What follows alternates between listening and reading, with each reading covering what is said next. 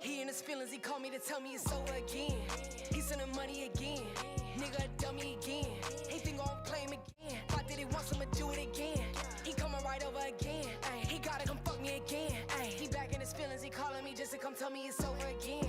It ain't easy to leave me, believe me. I'm a hood bitch. Hey, yo, what's up, everybody? This is the El Nino Podcast. I'm Eladio Nino, and this is Real Everyday People. So I want to thank everybody for tuning in, for sharing, for subscribing. I've been seeing all my family, friends. They've been supporting. They've been picking it up. They've been doing their thing. They've been sharing for me on your pages, man. Thank you so much. I appreciate you. That's what I need. So please have your friends share the same thing for me because I'm on a mission, baby. I'm trying to get there. But thank you for those who are definitely contributing to my well-being and the growth of this place. And you know, just a month ago, you know what I'm saying, I was feeling a little bit discouraged, you know what I'm saying, by everything, because it takes a lot of time and energy, you know, for everything and everybody that's involved in this. But you know, today I went to the bank, and I'm officially a legitimate business, El Nino Network, LCC or LLC, god dang, LLC. But you know, it's something that I'm very proud of. You know, after serving 17 years, you know, in prison and coming home, and now I got my own business, my own name, you know, and many avenues that I'm gonna, you know, look into about, you know, manifesting is, you know, financial support and aid. So, you know, thank you for everybody, man. You know, for everybody's support. Today we got a special guest, man, and she's got a great story to tell. So, you know, I appreciate for everybody tuning in. And so I'm gonna introduce to you Kaylee Fontaine. Hi. Hi, everybody. I'm Kaylee. I'm happy to be here. So this is my lady's daughter. So, you know, I get to deal with this ray of sunshine every day, you know? Yeah. So, tell us a little bit about yourself, a little bit about where you're from, where you grew up at. Okay, well, I guess I could start by saying both my parents were teen parents. So my mom was 16 when she first had my brother, and my dad was probably like 18, 19. And then I came along a few years later, so I was born actually early at 32 weeks, so I was a preemie baby. Okay. And, you know, my mom was young, she was 19, my mom and dad was still, like, you know, just trying to figure everything out, figure life out. I was born in Dearborn Heights, but I grew up mainly in, I would say, like, the Downriver, Woodhaven, Taylor area, so, Okay. like, the suburbs, really, you know, middle-class life, but, yeah, I mean, that's where I'm from. What was it like living in Woodhaven? Woodhaven was actually really nice. It's like the higher end middle class. Their schools were really nice. We were pretty close with like the elementary teachers, and, like, you know, everybody in like the community really. My mom definitely made it a point to just be there when I was in school and like show up for everything, support everything. So it was really nice. Woodhaven's a really nice area for sure. That's cool. Yeah. And then you said you went from Woodhaven and then you went to Taylor. Yeah. So how old were you when you made that transition? I was probably like 10 or 11, so like just going into middle school and whatnot. It wasn't like too different, I guess I would say, but Taylor definitely is like, I don't know, not as like higher middle class as Woodhaven is. So, I mean, What about like the behaviors? Like, what was the difference between? Because I remember when we were talking about you going to Woodhaven schools, you talked about how, you know, everybody was really in touch. You know, the teachers were good. You know, Yeah, for sure. you know, they communicated with your parents. These were people who cared about you, and Yeah. if they seen that you were dealing with some certain issues, that they would collectively come Oh, yeah, together for to sure. aid and assist you and the Yeah. family and stuff Yeah. like that. Like that's dope. You know that Yeah, for sure. that they were able to do that, Yeah. and even at that age to be able to recognize that. Yeah, I feel like Woodhaven really tries to just like reach out within the community. Like every year, you know, we didn't really have a lot of money when I was growing up, so my mom would always like, you know, talk to the school about it, and they would always get us like winter jackets whenever we needed them, or just like whatever like we really needed as a family. You know, they came together for us, and they knew that, you know, we had just some things going on at home, so they were always really helpful. Yeah, just always want to make sure me and my brother were okay. Always calling my mom. Always like just in touch with everybody. I feel like I was older when I went to Taylor, and I don't know. You know, Taylor's just. I feel like a lot of people are that way, like in Taylor, like, you know what I mean, like lower end, middle class. So I don't know. It wasn't really as involved when I got to Taylor. Taylor was just like. So you didn't take Taylor schools as serious as you did in Woodhaven. No. And why do you think that was? You think it was because of the population? Was it the agenda of the, you know, the kids at that time? I think Woodhaven just like really gives people more opportunities. I think maybe that has to do with the fact that they have like a little bit more money than Taylor. Like there's a lot more like different classes you can take. Just like they were just a lot more involved with me and my family. And then when I moved to Taylor, you know, I didn't really know a lot of people. So it's like it's weird, especially being like, you know, 10, 11, 12, you're around the age where it's just like everything's kind of happening and you're growing up and, you know, just like go somewhere new and like have to make all new friends. So it was just difficult, you know, and I had a lot going on at home at the time. So Don't you think that it's unfortunate that that the status of money defines the quality of education, though? oh, 100%, yeah. You know, 100%. and I think that's very unfortunate because there's so many kids, young youth out there that need that extra attention, that quality of education to take them to the next level. You know what I mean? Yeah, for sure. And so many people who come from urban communities, you know what I'm saying? And there's a lot of downriver communities that, you know, that are, you know, impoverished, you know what I mean? And, you know, people are struggling. You got blue collar, you have poverty level in the downriver community, you know? Yeah. So, yeah, I just think that it's unfortunate, man, that, you know, that money dictates the status, you know, of the quality of education that you I mean, receive. every kid deserves a chance, you know. It is sad. It's really sad, and it's like a cycle, you know. I guess like your parents are poor, you're poor. It's a cycle, you know, and a lot of people don't like to help break it, especially within the school education system. You know, if they feel like you don't got enough money to go to college, they're not going to really help you get to college, you know. So it's like, and especially growing up in a home where like, you know, my brother and my cousin, we're like one of the first generations in my family to actually graduate school. So it's like navigating that also on your own is really hard, and a lot of people in the school system don't understand that. You know, like I was one of the first in my family to graduate high school. My brother before me graduated, and then, you know, my cousins and stuff. But really, my generation was like the first in my family to graduate high school, and it was really important for me. And I don't think like a lot of people within the education system really understand that. Well, listen, good for you, man. You thank know, you. congratulations Thank on you. graduating, because it is an accomplishment, you know. Yeah. And you know, I fortunately I got, you know, my GED in prison, and it felt like a graduation. That still Even is an from where I was accomplishment, at, it was a self accomplishment, a goal that I was like, man, you it's know. a big deal for sure. Yeah, absolutely, man.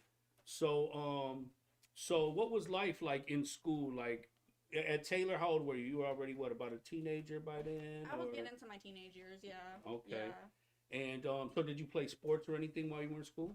No, I was never the sporty girl. I did ballet when I was younger, and that was a lot of fun for me. It was a lot of discipline.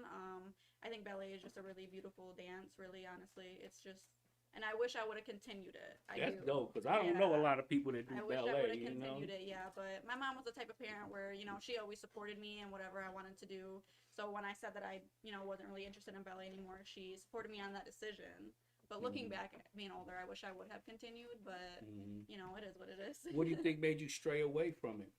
I'm not sure. I think it was just like ballet, people don't know. It's like you get into like a tedious schedule. They want a lot from you. You know, it's just like every single day, really. They wanted me to, you know, I had like classes after school, like immediately, usually like 4 or 5 days a week. And then, you know, like once you get older in ballet, they want you to start doing like plays, and then you have to rehearse like all summer long, every single day.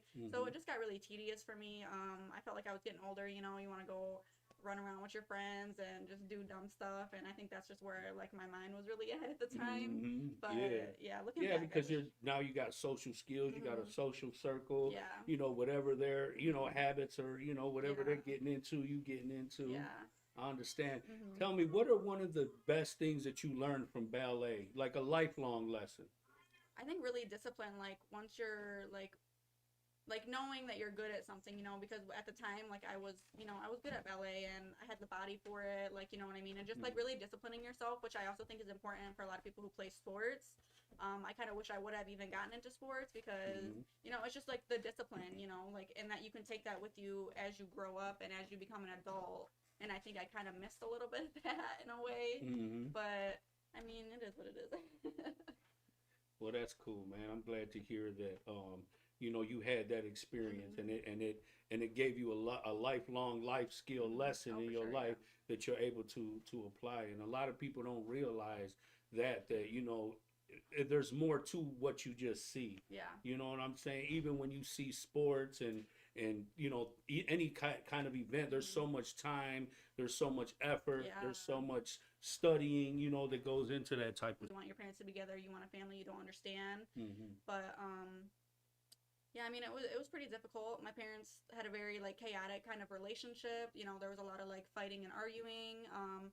So I never really seen them like be super lovey-dovey, you know, and I think that once you see something like that in your childhood, you take it with you as an adult and you don't really even realize it, you know? Yeah. So seeing stuff like that, you know, I would go to school real angry and, you know, I would take it out on the people around me and, you know, you just don't know where to put that when you're that age. You don't know, you don't understand why it's happening to you or, you know, you don't think anybody else is going through the same thing, which is important, I think, for other people to hear even my story because there is a lot of people going through the same thing I did, dealing with addiction, and it's a very vicious cycle, you know. I know it affects families all across America, all across, you know, Michigan. It's like the opioid addiction struggle, like it's getting worse and worse and worse, honestly, and it's a really hard thing to deal with as a child. It really is. Oh, I can't even imagine, you know. I've never like dealt hard drugs like crack, heroin, stuff like that. Like I never dealt with that part of the streets, you know what I'm saying? Because it was ugly. Ugly, yeah. You know, and you know, just hearing stories from your mom, hearing stories, you know, your stories, you know what I mean? It's really heartbreaking, but at the same time, I like applaud you guys because you guys were able to live that life, move past it, you know what I'm saying, move forward from it, still grow, still learn, and even do different. You know, where a lot of times you know, the kids follow suit.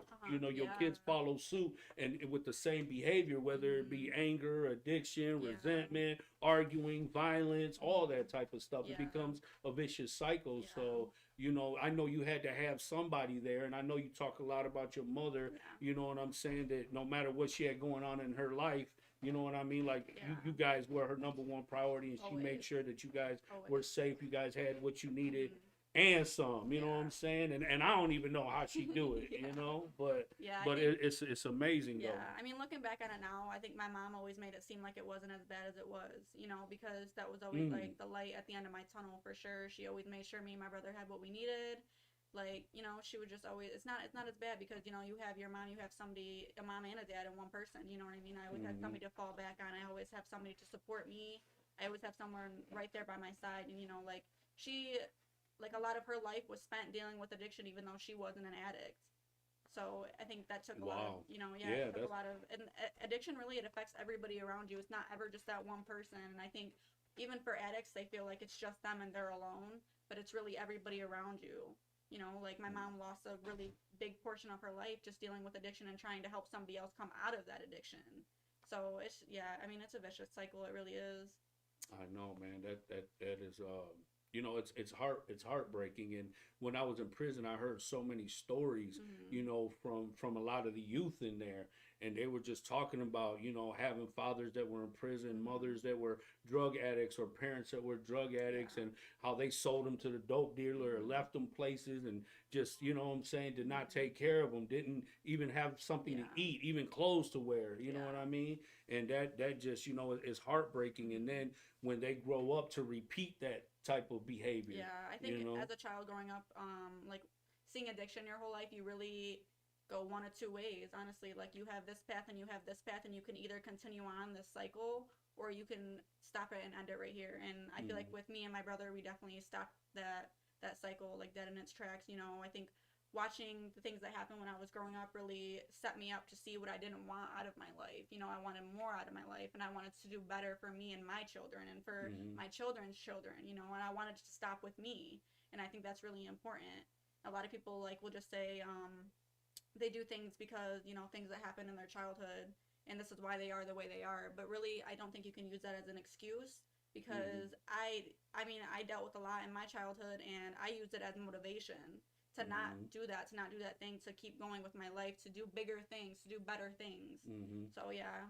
And then it's crazy how you talked about how you used to take a lot of that anger, that frustration, that resentment that you had because of what was going on at home, and you would take it to school, Yeah. even to the point where you said you had became antisocial. You couldn't even get along with people Mhm. because you was just mad at everybody, Yeah. you want to punch everybody. You Mhm. know what I mean? Yeah, I was like really like just trying to start fights, just like getting into it with teachers, with people around me, you know, and it's just like looking back on it, it's sad because I don't think I realized at the time why I was so angry. But it's like when you're young and you just don't know where to put things, you don't know where to put your emotions. You're mad at the world, you're mad at your parents, you're mad at school, you're mad everywhere. There's nowhere that you can get away from that. You know, there's no safe space. There was no safe space for me really. Mhm. So yeah, I mean, I feel like people usually have the story where they were bullied, and like from where I came, it was like I was almost the bully because I felt like I had no control over my situation, and it was just and being that age, you don't know where to put things, you don't know how to explain things to people, and like a lot of the times it was like what was going on at home was really hush hush, like people knew but nobody really wanted to help, and so it was really hard for me, you had to go to school and act like I was happy in front of people, in front of family members even, and like everything was going okay when you knew at the end of the night like it was about to be World War III, like everything was about to go down. There would be things breaking, people like yelling all the time, and yeah, it was hard for me. It was really hard.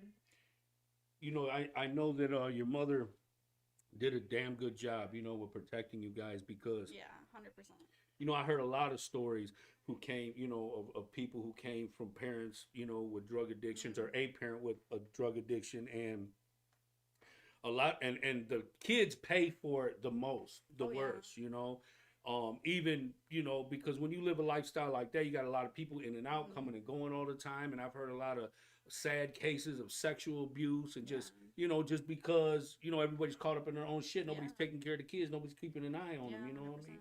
And so my heart always goes out to them kids who are out there suffering from that, or don't have an escape, don't have anybody to talk to, or are afraid, or just don't have anybody that they can trust. You know what I'm saying? Like my prayers go to you, and I hope that you guys find a way out. And you're not alone.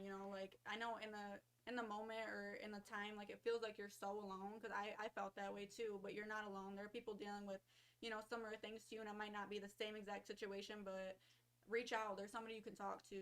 Somebody's gonna understand. And I wish I had somebody to tell me that too. So. I mean, even my messages are always open if somebody needs to vent or somebody needs to say like, hey, this is going on and I need some help getting through it. Like, how did you get through it? I'm always here for people. I don't want anybody to ever feel like they're alone, because that's such a scary feeling. It really is. Oh yeah, absolutely. Because trust is it's when you've been betrayed so much and you've seen the things that you've seen, it's like it's hard to trust in people, especially because the people who are messing over you are the people who you're supposed to trust. When you talk about parents, aunts, uncles, cousins, but everybody's in the same playing field, it's like you guys are supposed to be the people who are empowering me, who I'm supposed to be able to entrust, and I can't, like back in the days, I used to live next door to a family, and the dad, he was very, very abusive all the time, physically, verbally, and I didn't grow up with a father, but I was like, damn, maybe I'm doing good, because if that comes with having a dad, then maybe I'm better off without a dad. You know what I'm saying? Just at that time, as a kid, that's how I was thinking. I mean, every son should have their dad, but if their dad ain't right, then they should have at least some type of strong male figure. You know what I mean? And that's important for boys, and their evolution into being men. Yeah, I think with me being a female, obviously, having my mom to lean on it made the situation easier for me. But like with my brother, I really couldn't imagine not having a male figure there, and being a male and just not having anybody to ask those questions that you get as a boy growing up, or just having a dad there. Like, I'm sure it was really hard for him. He doesn't really talk about it much, but I mean, my brother was really like that male figure for me, and he really showed me like how to do the right thing. Honestly, like my brother is like the most adult person that I know. Like he really and he's had his fair share of mistakes, but he stood right up from it, and that's something that my mom definitely always taught us as well, to always stand on your own 2 feet. You can always keep moving forward. You can do it no matter what's going on, no matter the situation. You can always just keep moving forward. And now my brother, he owns his own landscaping business, and he's doing really awesome with that. Yeah, he's so doing very shout good. out Four Seasons. JJ with your Rick and Morty looking ass. I see you, boy. Yeah, so good. You No, but yeah, definitely. I'm so proud of him, man. You know, I at am his too. age, you know what I'm saying? He really He's figured taking things care out. of his Yeah, business. he Yeah. really is. I'm so proud of him. Like my Yeah. brother, I With got his so much love Clint for that Eastwood boy. looking ass. Yeah. No, yeah, definitely happy for him, man. Mhm. And it can't be easy, you know, because Mhm. him being the male figure of the house, you know what I'm saying? There was Yeah. really no stability with your Mhm. father, so he had to step up being the Yeah. male figure of the house and be the male figure. You know Yeah, what I and he mean? really did, and he did an amazing job at it. Honestly, like my brother really helped raise me. You know, he was always there for me. It was always me, him, and my mom, and that was just the people who I always know had me, no matter what. At the end of the day, Mm-hmm. so yeah. Mm-hmm. So tell me one good quality that you learned from your mother and one good quality that you learned from your father. I think my mom really taught me that, just keep moving forward no matter the situation, no matter how bad it is. Like, life will get better, and if you're a good person, good things will come to you. Like, my mom is genuinely, like, an amazing person, an amazing mother, and she deserves all the good that she's getting in her life right now. Like, and I'm thankful for you. She's getting married. So it's just awesome. It's awesome to really see. Voy a vivir, voy a gozar, vivir mi vida, la la la la. July 17th, we're going to Yes. Vegas. Come through, And pull up. Lit Music Entertainment, El Nino Podcast. What? And my dad, I mean, despite all of his demons and the addiction, my dad was always a really hard worker, and Mm-hmm. he always like taught me to like just aim for more than what he did. You know what I mean? Aim for more, aim for better, do better. And I Mm-hmm. mean, despite everything, that man always got a job. He always chasing that bag. So that's what I definitely Mm-hmm. learned, from a young age. So yeah. Yeah, no doubt about it. And I'm sure that's where JJ got some of, Oh yeah. his work ethic. Shit. I'm Yeah. surprised he ain't got you out there cutting grass and, you know. They don't ask me. They don't, I mean, I could if I wanted to, but I don't know about all that. Yeah, even your mom, I could even start the lawnmower. Like, babe, you got to do it like this. Oh, she loves it. Yeah, I know. She loves knowing more than me. She loves it. She loves it when I'm ignorant. She be like, I know that. And I'm like, well, go ahead with your tough ass and do the shit, No, then. that's the Scorpio in her for sure. Yeah, she did big, but she really did big. Yeah, You know? tiny but mighty. That's Tiny her. but mighty, Tiny little but mighty mighty. mouth. Yeah. She's like a badger. Yeah, man. She let you pet her, then she bat at you. Get off me, nigga. God damn. And that's crazy too because transitioning from an environment like you talked about in your house, there was no affection, you know what I'm saying, like you never seen like intimacy and stuff like that. Yeah. Like I come from an environment, prison is a cold place, everything's concrete, there ain't no love in there, everything, Yeah. everybody tough as hell, even if you weak you still tough as hell, you know what I'm saying. But at the end of the day, it's like you come home and I was able to like let my guard down, you know what I'm saying? And I had so much love to give, like I got so much love to give, you know what I mean? Yeah. So I come home and it was like Pepe Le Pew, you know how Pepe Le Pew's always chasing the cat and shit. And she like, get off me, goddamn. And I'm like, get your ass over here. No, I mean, yeah, my mom always showed love to me. Like, she was affectionate to me, but between her and my father, like, no, there really wasn't any, like, affection, like, but that was normal for me, so I definitely carried that with me to my adult relationships. Like, Yeah. it makes me feel awkward seeing intimacy sometimes, or, like, being shown love even. So, yeah, I mean, I don't, like, it's hard growing up that way for sure. Like, everything's just really chaotic, and it definitely comes with you as an adult for sure. Yeah, because like you said, it impacts your journey. You know what I'm saying? Like It you does, yeah. think that that's normal, or you think that that's okay. Yeah. I understand that some people are naturally just not affectionate people, but when it becomes a learned behavior, it's unfortunate because you deprive yourself Yeah. of so much opportunity of not only loving but also being loved. You know what I mean? Yeah. And there's because it's a lot of people that don't know how to love back. There's people who don't know how to receive love, Yeah. and that's unfortunate for those who don't learn how to break down that barrier, move past that. You know what I mean? Yeah. Yeah. I think you really got to recognize it. Like, I mean, I'm only like 22, so I'm still pretty young, but I definitely recognize that a lot of the things I do are learned behaviors. I'm the first one to almost like raise my voice in an argument, because for me that's normal. That's how you argue. Like, that's what I grew up with. We're yelling, you know what I mean? So it's just very like physical, or I won't back down sometimes, even to like, a grown man. So yeah, I mean, it gets No, you crazy. get that from your mama, because she wild as hell. You hear me? She's a little bit Nah, more that's my wild than baby. me in She a that sweetheart, aspect. but I tell you, she's a tiger. Oh yeah, 100%. And she kill you with your eyes. Just one look, she'll look at you. I'm like, God damn, let me go ahead over here. And she watch murder shows. Oh my Do God. all women watch murder shows, or what's going on? Because I say, damn, I don't want to see this shit. I did 17 years for a murder. Now you want me to come home and watch every murder show in the world. I think it is common, but the way she does it is a little wild. I mean, she goes to sleep with it at night. Like, I don't know, I can do all that. I know. I'll be like, what is you watching this shit for? Like, you trying to learn too much shit. I said, God, I told my mom, if I end up dead, you know who did it. She was definitely like FBI investigator in her past life, for sure. Man, she investigated everything. Let the garbage truck come down the street. She in the window. What's that? Who that is? She's breaking it all the way down already. She a fortune teller. The cats, everybody on alert. I said, God damn. It's dope though, man, because it's the process that's beautiful, man. The journey, when you building love, you know what I'm saying? When you compromising, when you meeting in the middle, when you take some shit, and you don't win them all, you know what I'm saying? I win some and she wins most of them, but I win a couple of them, you know what I'm saying? But it's all good though, you know what I mean? And that's what I strive to do, because I know a lot of times when you talk to people, they just don't want to hear it, man. So I say, you know what, man, actions always speak louder than words to me. So I said the best thing that I could do is be an example. You know what I'm saying? Just be an example for your mother, be an example for you, be an example for Selena on, what you should expect. You know what I'm saying? From a man to treat you right, to have respect, to share power with you, you know what I'm saying? To bring out the best in you, to enhance your well-being. Yeah, you guys are definitely like a power couple for sure. People I look up to, and the way you two love each other is it's crazy. You guys need to share your story, like meeting at 10, 11, 13, and then not seeing each other for years and years, and just getting right back together. I mean, it's just crazy. I know, that was my little baby over there on P Street. I used to come see you over. Come on in, Ladio. I used to be in there eating Hungry Howie's every day. Aw.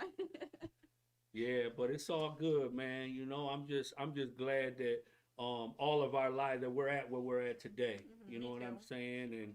And clearly, you've been doing well for yourself. And so tell us a little bit about what you've been accomplishing. Like, I know you said. So what did you do after high school? After you graduated, like what was your mission after that? Well, my senior year of high school, I had taken a nursing class because that's what I originally wanted to do, was go be a nurse, but I don't know. I'm just not somebody who would sit there and just learn straight from a book. Like, it was really difficult for me. I didn't realize how much book work really went into it. So I decided to take like about a year and a half to maybe 2 years off after high school. I was waitressing in the airport, which was definitely an experience. It's a very hectic, but it definitely taught me a lot of like multitasking. You got 10 tables over here. You got food in the window. You got cooks yelling at you, managers yelling at you, like. People do not know what goes into being a waitress, but I mean, that money was worth it.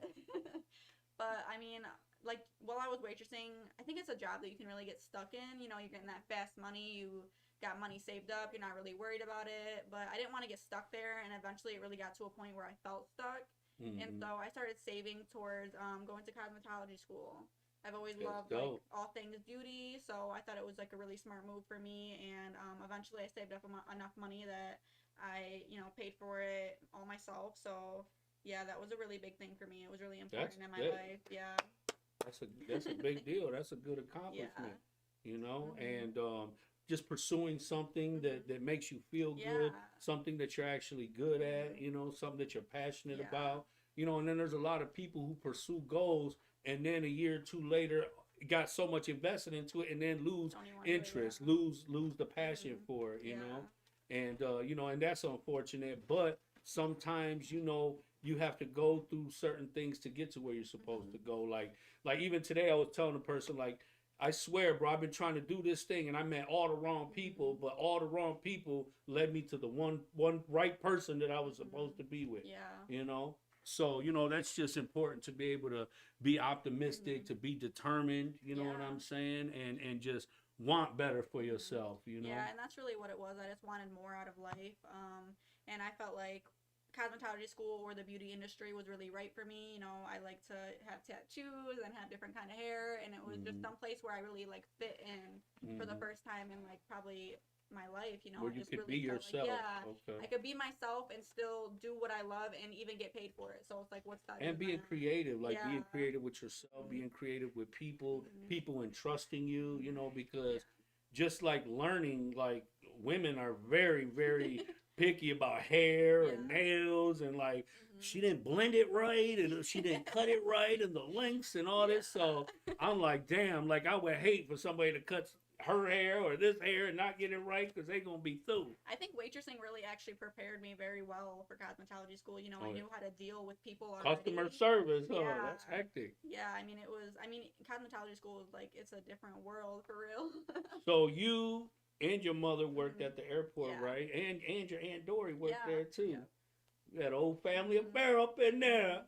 I mean, I never worked with my aunt, but she Mhm. has always been an amazing server my entire life. I mean, this lady can take 20 people at a time and not write a thing down. It's just ridiculous. But working with my mom was a lot of fun for sure. People always ask me that question too. That's funny. Like, you know, how was it working with your mom? And I mean, I think it really just strengthened our relationship.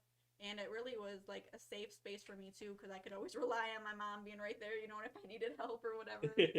But it was Yeah. fun. I mean, we both like met famous people and, you know, had this experience together. So, Yeah, I went to Tim's Coney Island one time at Allen Park, and Liz was there, mhm. and that place was slapping, and Oh, always. Liz was just ping, ping, ping, ping, ping, Yeah. ping. I was like, damn. I was like, that must be how Katie and Mhm. Kaylee and them work over there. You know Oh, what I'm yeah, saying? for Because sure. plays be slapping, and you just, and then to be able to memorize everything. Everything, You know, yeah. I'm like, damn. Ridiculous. It's Yeah, that's ridiculous. crazy. Sometimes it's like, And then dealing with the woo. customers and their Mhm. attitudes, like I mean, I can't imagine how hectic, you know, life can be in there with. Especially in an airport. I mean, everybody's always got somewhere to be. They've always had a time frame, so you got to work within that time frame and work with all these people, and then it's like multiple people at a time. I mean, it's just like boom, boom, boom, boom, boom, one after the other, and then Mhm. you know, cashing people out at the same time as you're putting in orders and grabbing something from the window and getting yelled at from a manager or a cook, or you know, it's just, yeah. And then getting a bullshit ass tip. Mhm. Oh man, that's the Mhm. worst, man. Yeah, it is. It's the worst. I Some people always don't even tip good, man. Even fast food people, I'll be like, man, go ahead, y'all can have that. Me you too, because know? they deal with a lot, you know. It's just like, Jesus. Mhm. Yeah, I mean, but some people really aren't that understanding to restaurants or the server life. You know, they think you get paid $3 an hour. You knew what it came with, you know, you knew what that job entailed and all that stuff. But it's like, you know, you're coming into somebody's restaurant, something that they put so much time into, and you're here at somebody else's job in order to get food cooked for you and brought to you and, you know, Mhm. served on a platter. And some people just think, you know, that restaurants owe them something, you know, and it's just, you know, you shouldn't think that way. You should always want to like help the next person out. Like, I don't really understand how people can't put themselves in somebody's shoes for, you know, 2 seconds. Empathy is Yeah. very important, but Yeah. when people are focused on their own selfish needs, you know Mhm. what I'm saying? One, especially in an airport, Mhm. we're talking about people who are in a hurry, they're missing flights, they're hungry, they just Yeah. left work, they're angry, they got a Mhm. lot of shit going on, Yeah. and all they want is a Coke and a burger from you, but then you Mhm. become the target of their frustration. And I don't even cook the food. Like, geez. Yeah, I already know, man. Cause I mean, Selena, Mhm. she waitress for a long time, and I swear, man, when your mom would get home, she'd be through. You know what I mean? She'd come home and just It's exhausting. got enough energy to put pajamas on and be Mhm. done for the day. I mean, I I'd be used to like, keep damn. track of like how many steps I was taking in a day, and it was 20,000, 25,000, 30,000 steps. You know, just being in the airport, Damn. like in a little tiny restaurant. You know, but you're moving. You don't even think about nothing else. So, who are some of the famous people that you've met personally? The first person I met, I think, was either DJ Pauly D. I want to say was the first famous person I met. Damn. Yeah, which was a really cool experience. Yeah, it was really, really cool. I think I was like 16 or 17 at the time when I first started working in the airport. I met Big Sean not too long after that, which the picture is terrible. I didn't have no makeup on. I was not prepared. That was But a you lesson took that learned. picture though, didn't Yes, you? I did. But that was a lesson learned for sure. I've met. Been wearing makeup ever since, I huh? swear. Go to sleep with it on, huh? I met the president of the NAACP. I met a couple wrestlers like Ric Flair. Woo! Ric Flair, Yeah. baby. I met Dynamite. a supermodel. What did he I can't remember her eat? Do you name. remember what he ordered? Damn. Okay. So listen, what we're gonna do is we're gonna take a 2-minute intermission, Okay. and then we're gonna come back and catch back up with Kaylee. Thanks for staying tuned in. We'll see you in a minute.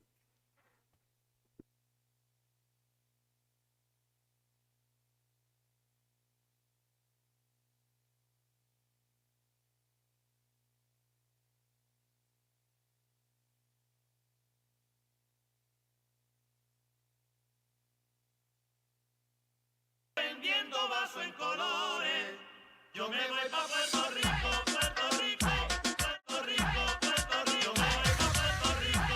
Soy Valdemaro Martínez, la voz de la Mega 97.9 New York, y los dejo en compañía de DJ Extreme.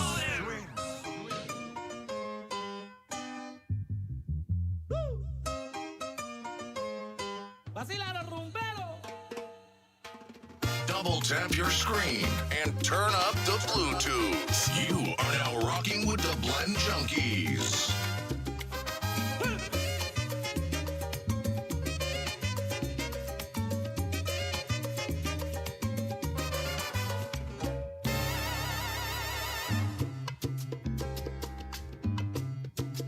Del Caribe aflora, bella encantadora, con mar y río una gran sociedad.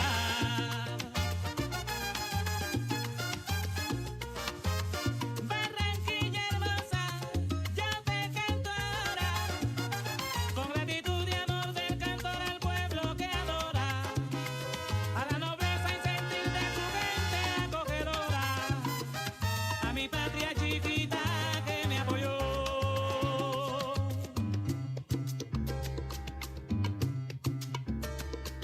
Tu nombre para mí significa la esperanza de la vida. Llegué a ti cuando tenía mis 14 primavera. Bla bla bla ble ble ble blo blo blo. Pa pum pum pa ca pa pe pe po po po. Tomé mi resolución.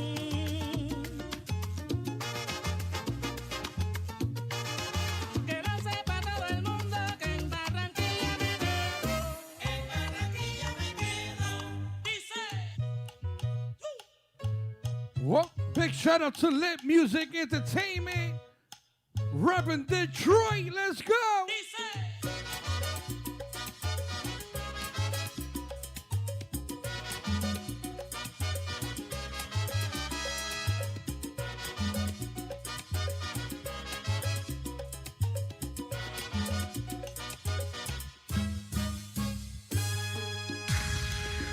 Soy Valdemaro Martínez, la voz de la Mega 97.9 New York, y los dejo en compañía de DJ Extreme. Las calles de Cartagena, aquella historia vivió cuando aquí llegaban esos negreros africanos en cadenas, besaban mi tierra, esclavitud perpetua. Esclavitud perpetua. Esclavitud perpetua. Double tap your screen and turn up the Bluetooth. You are now rocking with the Blend Junkies.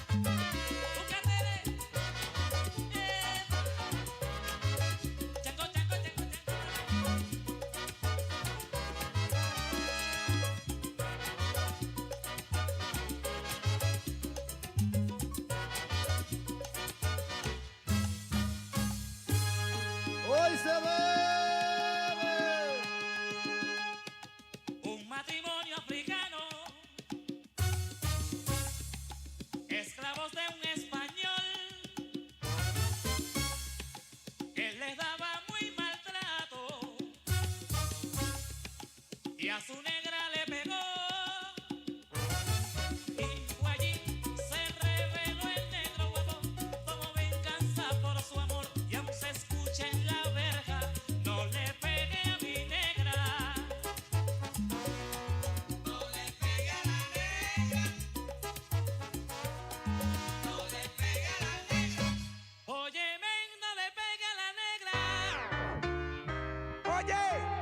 hablo desde la prisión. Wilson Manyoma. Gorgona.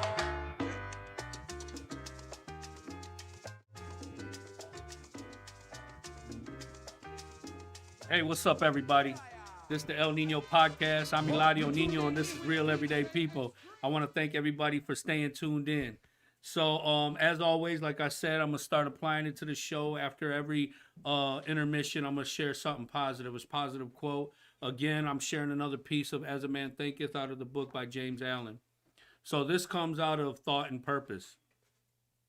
Those who have no central purpose in their life fall an easy prey to petty worries, fears, troubles, and self-pityings, all of which lead to failure, unhappiness, and loss. Until thought is linked with purpose, there is no intelligent accomplishment.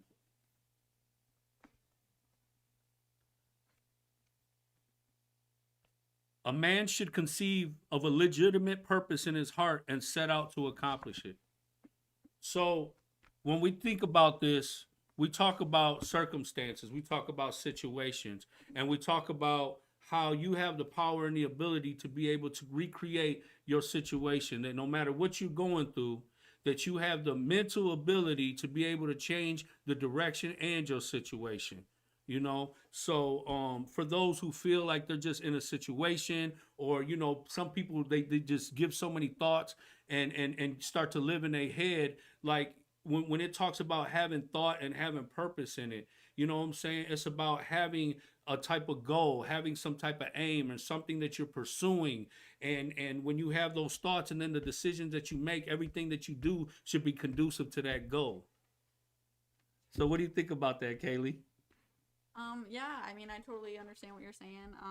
It's crazy because actually the other day a nurse told me, you know, you never fail backwards. You always fail forwards. And I think a lot of people, like when they fail at something, they think that's just the end of it. You know, I have to give up. Like I didn't do it the first time. But I mean, from personal experience, really, like every time you fail, that's just another step towards your goal. It's another step to get where you're going. You have to fail. You can't always, you know, you can't always win them. Absolutely. Yeah. And you use those experiences as stepping stones to get to where you're Yeah. going. And while you're going through them, like you learn so much that's going to prepare you for something that's bigger and better in the future. Yeah, for sure. Yeah. So so what we're going to do with this part of the show is you know, Kaylee just had a baby, and so we got little Kingston. You know, he's on his way. He's been in the hospital for how long now? It's been 12 weeks, I want to say, 3 months yesterday. Okay, Yeah. 3 months. Yeah. So tell us a little bit about your experience. Tell us a little bit about your pregnancy, about the baby, and just the whole situation. So this was my first pregnancy, my first child. I was really sick in the beginning, like super, super sick. Couldn't like keep anything down. I had lost like 10 pounds. You could barely even tell I was pregnant. I just looked really sick. And so that was just the beginning of it. It was really hard, like the first trimester, the first 3 months. After a while, that kind of started going away, but I always felt sick. I always felt dizzy. I always just felt like unwell. I couldn't really eat much. You know, I had friends around me who were pregnant and they were getting these nice bellies, and, you know, it was just really concerning me. I deal with anxiety anyway, but I think pregnancy is something that it's really, you're putting yourself in a life or death situation. I mean, there's so many things that can go wrong in pregnancy, and, you know, it's just no way to really prepare yourself for it. And you know, the thing about, you know, because I used to overhear the conversations that you were having with your mom, and I just think that a lot of times that you had stressed yourself out is because you were comparing your situation to everybody else's. You know, 100%. you were seeing everybody else's bellies and all their results and everything, and then you're comparing it to yours, and, you know, you felt like you were just less progressive in it, and then, you know, you had put a lot of strain and stress on yourself. Yeah, I definitely stressed myself out. If I could say one thing to pregnant people right now, like, don't Google anything. Don't do it to yourself, because I was an anxious mess. I mean, I was so emotional. I was crying all the time. But I think also as a woman, you kind of feel when maybe something's off. So once I got into my second trimester, I started, like, you know, I went back to school, cosmetology school, which I had stopped because of the pandemic previously. So I was in my second trimester. I started, you know, showing a little bit. I had a little belly, so probably really couldn't tell I was pregnant. I just looked like I was eating good. And then within like 2 to 3 weeks I had been back at school, I started feeling really uncomfortable. My body kind of started feeling off. And I had mentioned it to my doctor, and I think really like as a first time parent, maybe like a lot of doctors, OBs don't really take you as serious because of course, like, you know, pregnancy is just anxiety. Honestly, you know, you're always worrying, and you know, I'd never been pregnant. I didn't know what to expect really. So I just mentioned it to my doctor, you know, that things were feeling different, things were feeling off. I was really unsure. And you know, they just played it off, you know, talked to me a little bit about it, said what I was feeling was normal, what I was going through was normal. And then a few days later, at 23 weeks and 4 days, I went into labor at school. I started feeling really uncomfortable. My back was hurting. I didn't realize at the time it was labor because I had never been through it. But yeah, I started like contracting and bleeding and whatnot.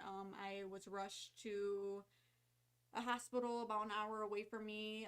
And then Because you went to school in Ann Arbor, yeah, right? I went to school in Ann Arbor, and then I actually drove myself to all the way out to Trenton, which is back downriver. Wow. And the whole time in my car, really, I was just freaking out, you know. And then I started kind of timing the pain, and that's when I kind of was like, you know, this isn't what's supposed to be going on. It's not what's supposed to be happening. Because it was like consistent, and that's how contractions really start. You every 5 minutes, every 4 minutes, every 3 minutes. And, you know, the whole time I'm telling myself, like, there's just no way this is happening. I think I'm overthinking it. And then I went to the hospital, and they told me that I was in preterm labor. So I was 17 weeks early at that time. Yeah, so it was a really scary time for me. Of course, with the pandemic, I couldn't have anybody even with me. Oh, so yeah, I was all alone for a couple hours, and they told me that when things got serious, that I could let, you know, the baby's father know, my boyfriend. And then like probably like a half hour after that, they told me to call him. So I knew that something was wrong. And yeah, they told me I was in preterm labor. They did and because I was so early, I actually had to be transferred to another hospital by ambulance. So I went all the way out to Royal Oak because their NICU is able to, you know, help with babies that young. A lot of NICUs aren't prepared for babies that young at 23 weeks. And really, at 23 weeks, there really is a very low chance that a baby can survive. Wow. Like less than like 50%, 40% of babies survive at, you know, 23 weeks. They're really not all the way formed. They're really small. I know I remember seeing the pictures your mom had showed me that you had sent her, and he looked like a little baked chicken, you know. He looked like a little chicken. And even your mom was saying how like his skin wasn't fully developed. Like you can literally see the blood flowing in him and his little feetsies, and you know what I'm saying. I said, "Dang, he ain't got no nipples. Where's his little nipples at?" I was tripping like the baby ain't got no nipples. What's going on? Yeah, so I was in the hospital for 5 or 6 days after that, and they did everything they could to stop my labor. I was on magnesium, which in that kind of form, I guess, is a muscle relaxer. So I was on that for like almost 5 days straight, 20 plus hours a day. Like, you know, I couldn't get out of bed. I was, you know, had to ask for help to go to the bathroom. And this whole time, like, I just don't know what's going on. Nobody really knows what's going on. I'm having, you know, a NICU team come talk to me, and doctors come ask me if I wanted to get, you know, like a medical abortion because of he was just so early that nobody really knew like what the results were going to be when you have a child that early. What is the NICU? Can you explain what the NICU is? Yeah, so a NICU, what it stands for? It is a neonatal intensive care unit.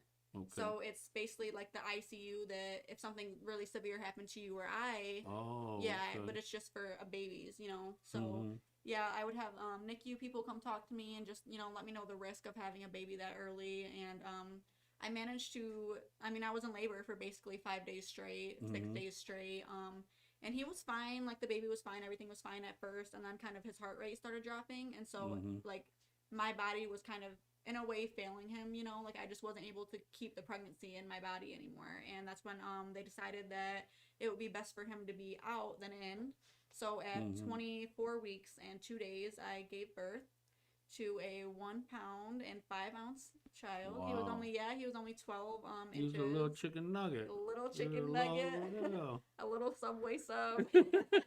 Yeah, he was teensy tiny. I mean, really, like the width of his rib cage was the width of like a 20-ounce Coke bottle. I mean, just the smallest thing I've ever seen in my life. Like, I mean, it's just. I know when you show us the picture of his little feet, his feet was literally this big. I know, like little snacks. He was so small. And at first he was breathing on his own, and he was doing fairly well for a 24-weeker. But it got to a point where, you know, he couldn't keep up with what his body needed. You know, he couldn't breathe for himself anymore, so he had to be intubated, which is when a machine breathes for you. And he was on that for a while, which is really hard to see, you know, as a first-time parent. Giving birth 16 weeks early, you know, you deal with a lot of guilt. Like, I just didn't, I still don't understand why it happened. I don't really have any answers. And yeah, because, you know, I hate for you to blame yourself or have any kind of resentment toward yourself, but I feel like this journey for both of you, but more so for him, is making him fight. Like, he's becoming a warrior. Yeah. I mean, ever since I seen his picture, even in the very first early stages, you know, the spirit is conscious. And it was something about seeing that baby, and I said, you know what, man, he's a warrior, man. He is. He's a fighter, man. 100%. Even when he had his bad days, and we were talking, you know, because your mom was explaining, because I don't know all this, you know, I'm not.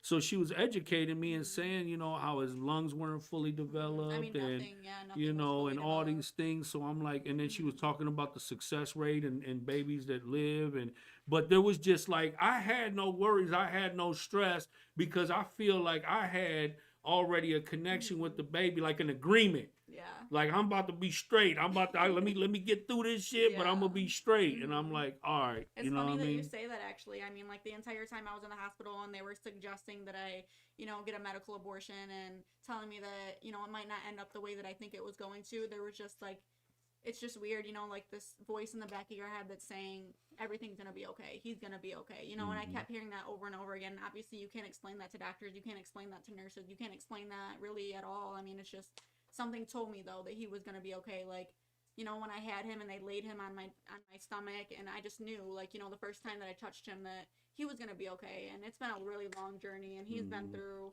more than I have ever been through in my life, and he still manages to smile, and, you know, Man, it's he's amazing. building a personality. I mean, I see him smile, his little faces, and like I said, I was commending you because, you know, you were telling me how you let him feel different textures, Yeah. hair, and just different stuff, and Yeah. I think it's beautiful because you're really programming his mind, his senses, his spirit, and you talk about how his reactions are when he smells or tastes, you know, or touches, you know what I'm saying? Like, when he was first born, like, literally he was eating drops, drinking drops of milk. Now he's smashing bottles, you know? And I was glad because I had the privilege one time to take a backpack full of milk bottles to the baby, you know, to the hospital. So that was cool, you know what I'm saying? A cool experience for me. I felt like I was able to contribute to his well-being. Yeah, a lot of people don't know that when you're in the NICU and you have a baby that's premature as early as my son was, they just prefer that the babies get the breast milk because of all of the nutrients that comes with it. Even if it wasn't my breast milk, they would suggest that I would get a donor breast milk because it just the nutrition in it just it changes the baby's life. You know, they don't want to give formula at that age, and I'm not knocking anybody who uses formula. You know, I've had to supplement with formula now that he was older, but for premature babies, it's really important. And he wasn't even a preemie technically. He was a micro preemie because he was born so early. Yeah. That's crazy, man. Yeah. You know, It's because been you a hear big about experience. preemies, but a micro preemie, Preemie, yeah. and then like I mean, just to see his growth, man, the nature, just seeing nature and God at work, you know what I'm saying? I mean, literally, physically watching him develop. He ain't had nipples, man. He got nipples now, you know what I mean? Does. He sure does. Yeah, he does. He kicks his little feet because he looks so long, too. You know, he got a lot of life in him, man. That boy got a fighting I think spirit. it's like, I mean, the way I kind of do it, like when I'm there with him and I'm talking to him, it's kind of like a plant, you know, like if you've ever seen like studies when, you know, you talk nice to your plants, you say nice things to your plants every day, they grow, they're big and strong and they're beautiful. And if you had a plant over here and you said hateful things to it every day, it doesn't want to grow, it doesn't want to do anything. And I think that's the same way as when, you know, a brain is developing. So every time I'm there, you know, I always tell him he's doing a good job. I tell him everybody is so proud of him and excited for him. And even the small things that he does every single day is just, it truly is a miracle. It really is. I mean, for him to even survive at 24 weeks old, you know, there's a 50% chance that he, you know, it was one way or the other, really. It was life or death right there. And, you know, he's just gone through so much. And now he is, you know, 37 weeks, 7 pounds. Strong, yes. chunky. Yes, he's ready to come home. Yeah, we're trying to get him to come home now. He still needs a little bit help breathing, which is normal for a 24-weeker. You know, his lungs were severely underdeveloped. And being out, he wasn't supposed to, you know, be doing all that. You know, when they're inside your body, they don't need to breathe. They get the fluid in your sac, and that's how they eat, and that's how they develop. You know, and I was supposed to give him everything. So seeing him in a hospital, and they have to like basically recreate a womb for him to be comfortable and to get everything that he needed, you know, it's been probably the scariest experience of my life, but the most rewarding, the most beautiful. Man, listen, I applaud you because you are such a committed mother. I mean, you are there every day. You only come home to sleep, and then you're there. You know what I mean? And, you know, I commend you, man. You're a hell of a woman for that, and you're a hell of a mother for that. And I know that the connection that you got with your son is amazing. You know, it's wonderful. It's you know, that's why God created us, you know, for each other, you know, and just the bond that you have is just and I never beautiful. even wanted children. That's the funny part. Like, I never really wanted children, but now, like, having my own child and understanding the love and the bond that you have with somebody who just needs you to be there for them, you know what I mean? Like, somebody who just needs you so completely and so wholly, it just makes you feel whole as a person, as a woman, you know what I mean? I really feel like this is what I was supposed to do this, you know what I mean? And we were supposed to do this together, and had it been anybody else, I don't know, you know, like, this is my journey, and I feel like I wasn't ready for it, but it definitely chose the right person, and it, you know, if that makes sense, like, you know, and yeah, it's been an incredible journey, for sure. No doubt about it. And I'm just grateful that, you know, we're all so blessed, you know what I mean? Like, we have so much to celebrate, we have so much to look forward to, you know, and we got so much good just going on in our lives, you know? And, you know, I wasn't sure before I came out of prison, like, if, you know, at my age, you know, do I want another baby, you know, stuff like that. And so you having a baby, you know what I'm saying, kind of, you know, helps fulfill that, you know, because I get to do things with him that I wasn't able to do with my sons and my daughter, you know, and raising them and teaching them Spanish and, you know, just teach them, you know, just help contribute and program to his growth, you know.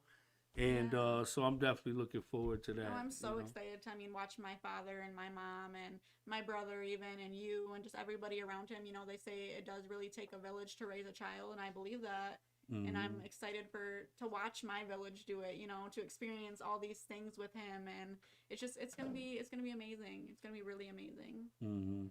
And it's good that you take motherhood seriously, man. You know, even parenthood, even at your age, because I was not as responsible. I was very irresponsible. I was caught up in the streets, you know, and you know, I was very selfish. I lived a selfish life, and because of that, you know, a lot of my family suffered because of it. But I'm glad that you know, I'm able to move past that, move forward, and just, you know, let nature run its course, and just, you know, just be sure that, just make sure that when things come together that I'm good. You know what I mean? I dealt with selfishness, you know, for a majority of my life. You know, addiction it's a selfish thing, you know, and I would never want to, like, have my kid go through the same things. And I think that going through what I went through, you know, as tough as it was, it really taught me a lot, and it really made me the person that I am, and the mother that I am. You know, if I wouldn't have had my mom and her being so strong, you know, who knows, you know, I might be a completely different person, a completely different mother,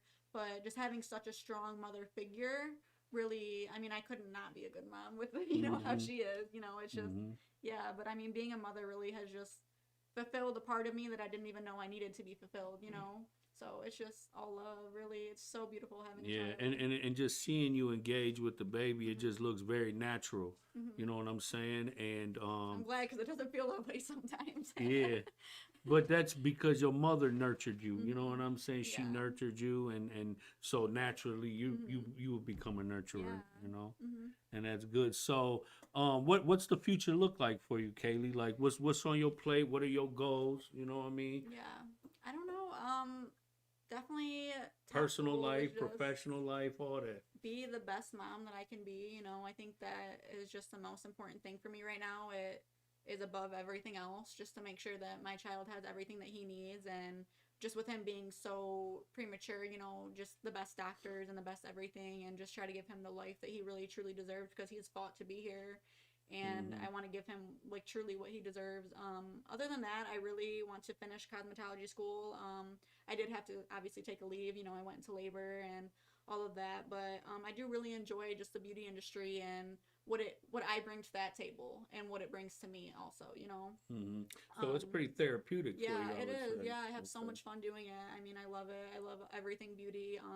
I would like to try and maybe take some like eyelash classes and, you know, just keep furthering myself within the beauty industry, not just limit myself to adding one to your thing. arsenal of skills. Yeah, for sure. But yeah, I mean, other than that, just focusing on me and my baby. That's doing good. the best that we can do. I actually started posting TikToks. I don't know if, you know, everybody watching knows what that is, but, you know, it's basically like 15 to 60-second videos. And yeah, so I started posting TikToks just because, you know, not a lot of people know what it's like to have a baby that early. And well, he got pictures of little Kingston up there. Yeah. With his little butt. Look at him. Oh, I know, he's so cute. But yeah, I started posting TikToks of just our journey, because not a lot of people are aware of, you know, just how small a baby is at 24 weeks, or what the NICU truly is. I mean, you know, and what it really, this whole journey entails and everything that comes with it. And so I just wanted to post our journey, and even for other people who have had 24 weekers, 25 weekers, 26 weekers, micro preemies like myself, just to show them, you know, like, this is our journey, this is what we go through. This is also another part of motherhood, another part of parenthood, really. You know, and you can't prepare yourself for something like this. So I thought it was really important to just share our story and share how strong my son really is, you know, how amazing it is to watch something like this. And then he draws a lot of his strength from you, you know what I'm saying? So that's why it's very important that you take care of yourself, and every time you go see him, you always try to keep yourself in good spirits, because he's drawing his energy and all of his power from you.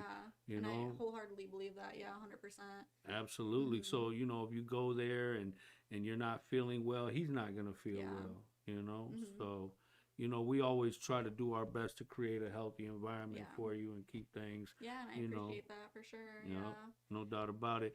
Did you happen to bring something for a show and tell item? You did? Okay, then. Because that's where we at right now with it.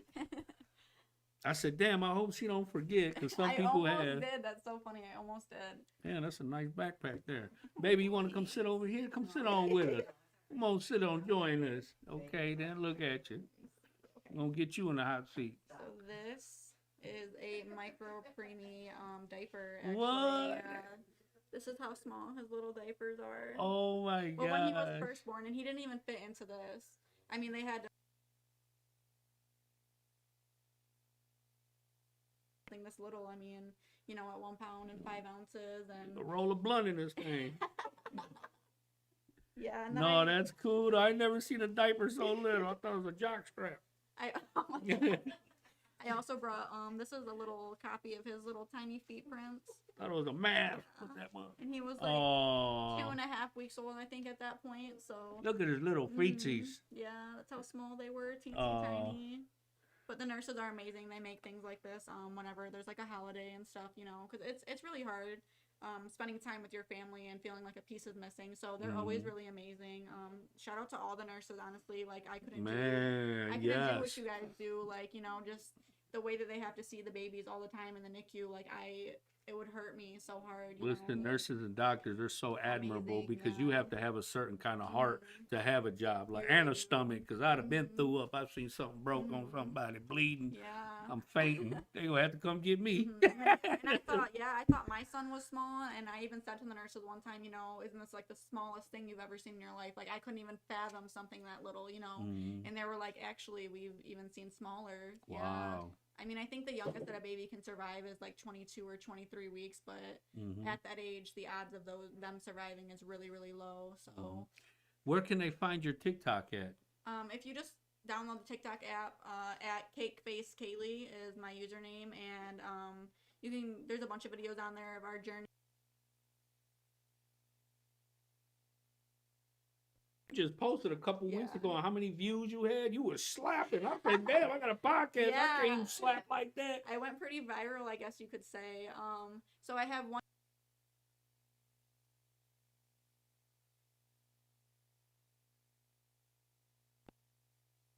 So yeah, I get a couple thousand views on my videos now, which is amazing for me because, you know, just this experience, a lot of people don't know exactly what goes into it, what it's like having a baby, you know. Yeah, this young. I know, because when I was seeing it, I was amazed by the journey, like you Yeah. said, showing from beginning to where to the point that you're at today. Yeah. I mean, it's just amazing seeing a human being that small. You couldn't even, How much like, you do know. they weigh today?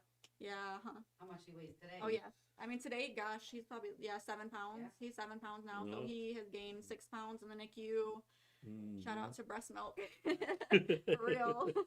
Yeah, he's so chunky. He's like a little monkey. I So would cute. suggest to anybody, you know, mothers or fathers, if you're expecting a baby, you should practice breastfeeding your child, you know, because it is better and it's natural. You Really know what beneficial. I mean? Yeah, there's so many And benefits. yeah, and you know, I wish I knew then what I know now. Yeah. But you know, I'm glad that you've adopted that and you're practicing that, because you're giving little Kingston the best chance and opportunity to win. You know what I'm saying? So thank you for sharing that. We definitely appreciate that. But we're at the place where we let you sign the Wall of Fame. Yay. You know what I'm saying? So you get to tag it up, you know, put your little name up there. Okay. We got the marker, Jose. Marker and the mic. Turn it off.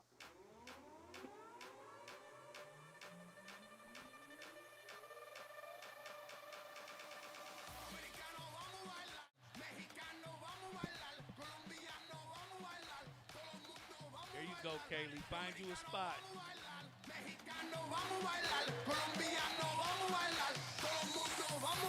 Latinos, make some noise. Claro que sí. Hey, thanks everybody for tuning in. Appreciate you guys listening to Kaylee's story, supporting, sharing, subscribing. Appreciate you. Cinco de Mayo's coming up. Get ready. We about to be all the way live all through Southwest. You know, shout out to everybody that joined in on the cipher. My man Zaza Awan, Robbie Dizzle, Southwest Gito, my man Cash, my man Aztec Nando. We got so many good guests coming up. I'm looking forward to building with these brothers and moving forward with them, man. So we'll see you next week with another great guest. Thank you for sharing and subscribing and keeping